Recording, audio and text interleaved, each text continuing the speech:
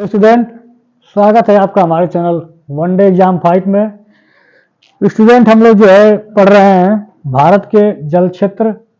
इसके अंतर्गत आज हम लोग पढ़ेंगे, देखेंगे कि इससे पहले हमने जो है पिछले वीडियो में आपको जो है जो भारत के जो राज्य थे जिनकी तट रेखा की लंबाई के बारे में और कौन कौन से तट थे, कौन कौन से राज्य थे, इनको हमने आपको विस्तार से पढ़ाया था और उनकी कितनी लंबाई होती है, कौन किसकी लंबाई ज़्यादा है, किसकी लंबाई कम है, कौन सबसे छोटी लंबाई की है, इन सबको हमने पिछले वीडियो में आपको पढ़ा दिया था। अब हम पढ़ेंगे भारत का जल क्षेत्र। कहने का तात्पर्य है कि अगर भारत के भूमि पर अगर भारत का अधिकार है, कहाँ तक है, जो जिसकी सीमा निर्धारण करता है, तो उसी आधार पर अगर भारत का समुद्र में या जल क्षेत्र में, समुद्र वाले हिस्से में कहाँ तक भारत का जो है अधिकार है, भारत वहाँ तक जो है क्या कार्य कर सकता है, अगर कोई योजनाएं करना चाहता है समुद्र के अंदर या कोई वैज्ञानिक खोज करना चाहता है, तो वो समुद्र में कितने दूर तक जो है खोज कर सकता है या उसका पूरा अधिकार कहाँ तक माना जाता है, जिसके कारण कोई दूसरा देश उस पर जो है आपत्ति न करे। तो उसकी को कहते हैं, आज की पढ़ेंगे कि भारत का जल क्षेत्र, कहाँ तक भारत का जो है जल क्षेत्र है, या किसी भी देश के लिए एक जो है अंतर्राष्ट्रीय पैमाना बनाया गया है कि कोई भी देश जो है अपने भूमि से लेके और समुद्र में कितना दूर तक जो है अधिग्रहण कर सकता है या पूरा अधिकार कर सकता है, वो उसके क्षेत्र के अंतर्गत आता है। इसी को आज जो है हम लोग समझेंगे कि भारत का जल क्षेत्र, और ये अंतर्राष्ट्रीय पैमाना सभी देशों के लिए लागू होता है, वो भारत के लिए भी और अन्य सभी के लिए भी। तो देखते हैं भारत का जल क्षेत्र। आपकी जो आज का टॉपिक है भारत का जल क्षेत्र।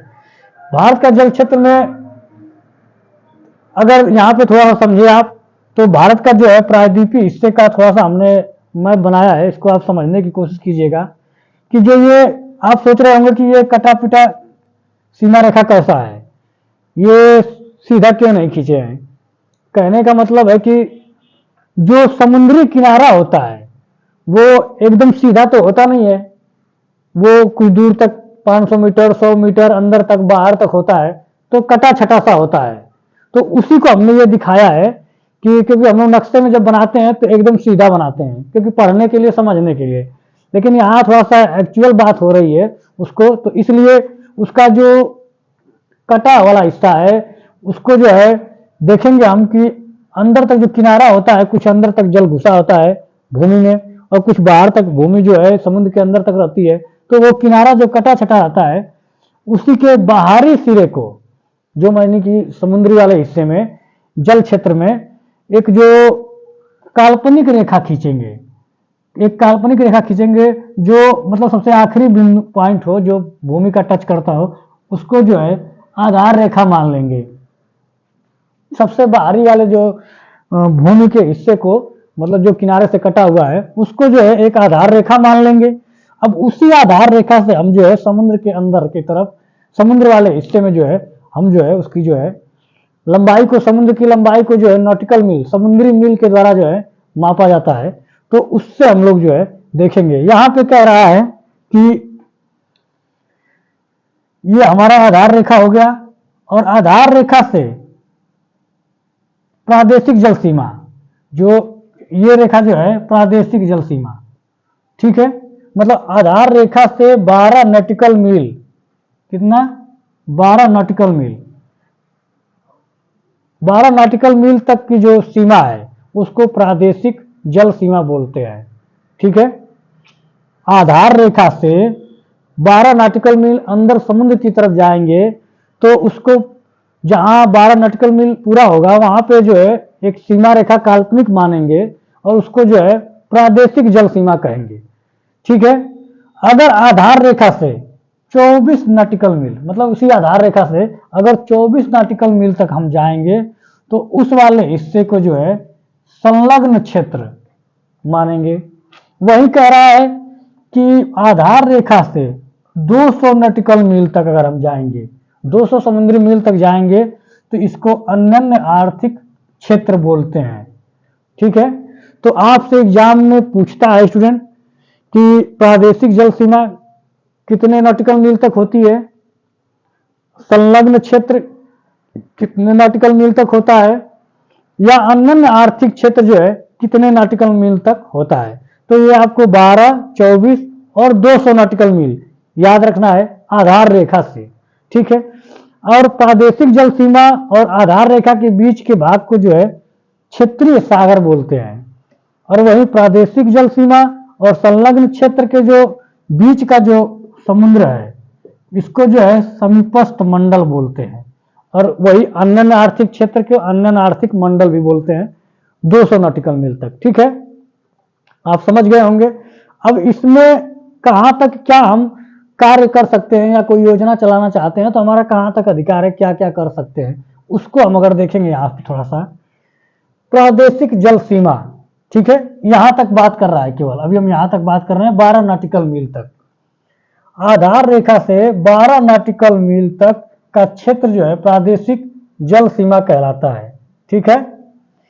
इसे क्षेत्रीय सागर, देखिए इसे क्षेत्रीय सागर, इस वाले हिस्से को क्षेत्रीय सागर भी कहा जाता है।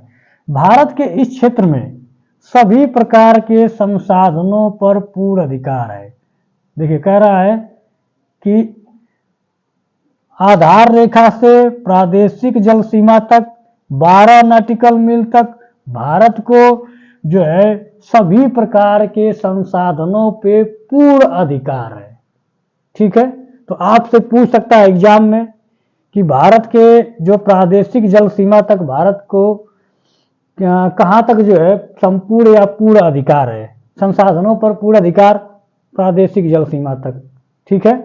वहां तक कोई भी संसाधन को जो है यूज कर सकता है भारत, इस पे किसी भी देश को आपत्ति नहीं होगी, ठीक। दूसरा है संलग्न क्षेत्रफल। संलग्न क्षेत्रफल जो है, संलग्न क्षेत्रफल ये वाला एरिया है आपका यहां तक 24 नॉटिकल मील, आधार रेखा से 24 नॉटिकल मील का क्षेत्रफल स्थित है। इसे समीपस्थ मंडल कहा जाता है, ठीक है। इसे समीपस्थ मंडल, ये वाला हिस्सा यहां तक जो है ये वाला हिस्सा समीपस्थ मंडल कहा जाता है। अप्रवासीय कानून, सीमा शुल्क, पर्यावरणीय स्वच्छता, वसूली तथा वित्तीय अधिकार प्राप्त है। क्या कह रहा है कि अगर 24 नॉटिकल मील जो संलग्न क्षेत्र जो है क्षेत्रफल है, 24 नॉटिकल मील तक अगर अप्रवासीय कानून लागू होता है, सीमा शुल्क, अगर कोई भी अन्य देश का अगर जहाज वहां तक आता है तो उससे क्या है शुल्क लिया जाएगा। पर्यावरणीय स्वच्छता, वहां तक जो है साफ सुथरा रखना समुद्र की, ये भारत की जिम्मेदारी होगी।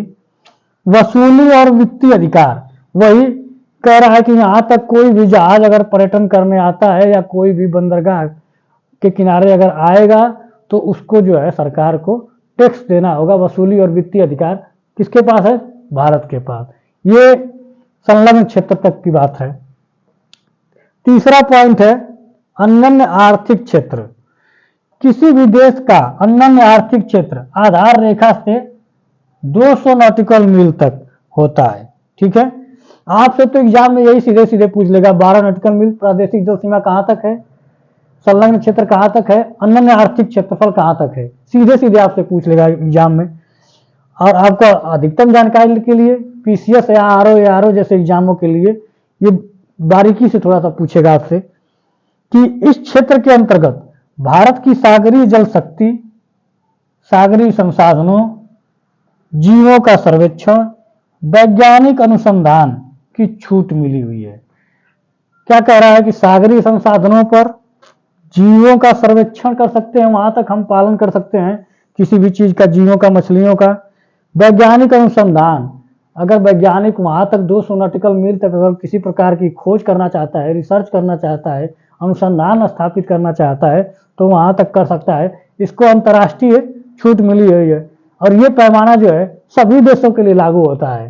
प्रत्येक देश की अपनी सीमा रेखा से जो है वहां तक 200 नॉटिकल मील तक की उनकी अपनी अनुसंधान छूट कर सकते हैं, ठीक है।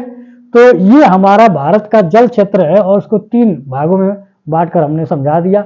आपसे एग्जाम में सीधे सीधे वनडे के एग्जाम में, रेलवे, बैंक या पीसीएस के एग्जाम में जो है सीधे सीधे जो आपसे है प्रादेशिक जल सीमा की कहाँ तक है और संलग्न क्षेत्र कहाँ तक है और अनन्य आर्थिक क्षेत्र कहाँ तक है, सीधे सीधे आपसे पूछ लेगा एग्जाम में। और बहुत गहराई से पूछेगा तो आपसे पूछेगा कि अनुसंधान, वैज्ञानिक अनुसंधान कहाँ तक हम कर सकते हैं, कहाँ तक हम टैक्स वसूल सकते हैं, कहाँ तक जो है वसूली का अधिकार है हमको, ये आपसे गहराई से पूछता है। लेकिन आपसे जो है वनडे एग्जाम के लड़कों के लिए केवल अगर नॉटिकल मील तक याद हो तो बहुत ही आसान है। और ये ऐसे क्वेश्चन है स्टूडेंट कि एग्जाम में आते हैं और लड़के छोड़ के चले आते हैं, क्योंकि इन पर कोई ज़्यादा ध्यान नहीं देता है। और ये प्रश्न ऐसे प्रश्न है जो कठिन प्रश्नों की श्रेणी में आते हैं। ठीक है, तो आप इसको याद रखेंगे। धन्यवाद।